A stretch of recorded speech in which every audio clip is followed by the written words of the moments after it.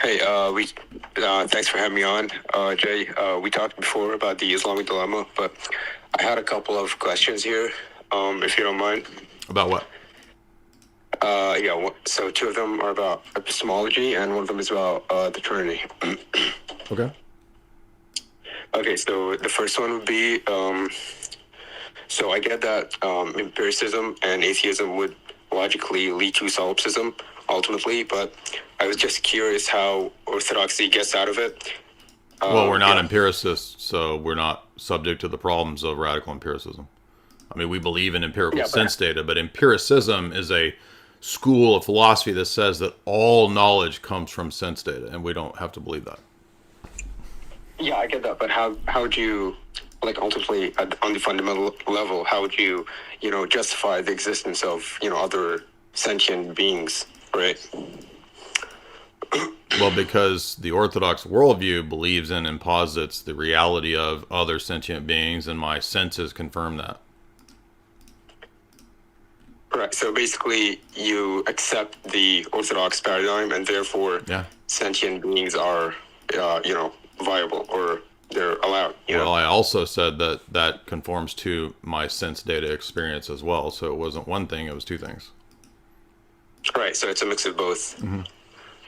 Yeah, there's nothing wrong with empirical sense data. It's just not that all knowledge comes from sense data. Right, so there's the addition of divine revelation, or the church in general. Well, and there's other arguments from reason, other arguments from logic, arguments from universals. So those are not empirical sense data arguments. Those are rational, abstract, conceptual types of arguments too, that are not necessarily revelation.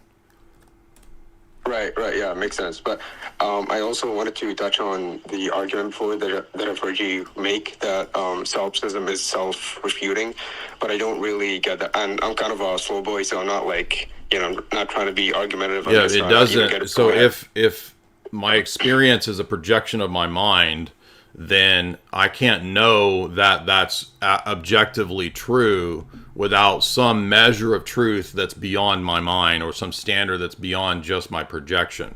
But I can't know that by definition if everything is a projection. So in other words, it's like the illusion worldview. If everything in my experience is an illusion, then my coming to know that truth is also an illusion, and it's self-refuting. So the point is that you can't justify the knowledge that you would have in a solipsistic worldview. And so the solipsistic worldview itself can't be known for sure. In other words, it's a defeater for the possibility of having real, justified, true knowledge. Yeah, but my rebuttal to that would be, you could still accidentally arrive at a true belief, such as, for example, but if it's accidental, it's not justified. That's the point. That's one of the reasons why the Dyer problem exists, because you could accidentally arrive at a true belief, and the Dyer problem points out that that's another defeater for justification. Yeah, but I don't see how it necessarily refutes solipsism. I mean, for example, if you're playing a video game, or do you know what the Dyer problem is? Yeah, I've heard you bring it up before, but so it shows that it's not justified. If your knowledge isn't justified, then it's not true knowledge. Okay, but wait, can I give you an example? So if you're playing a video game and someone, like a character, an NPC, breaks a fourth wall, does that therefore invalidate the fact that they're, an NPC, they're not real?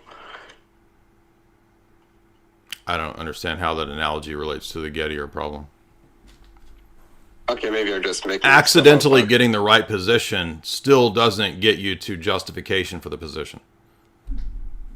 Yeah, I get that. Well, if you get that, then it's not justified true belief. So it doesn't work for a theory of knowledge. It's a defeater for knowledge if you get that.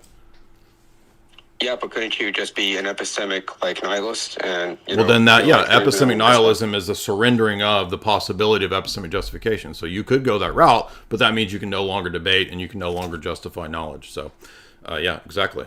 Thank you for those questions. They're good ones.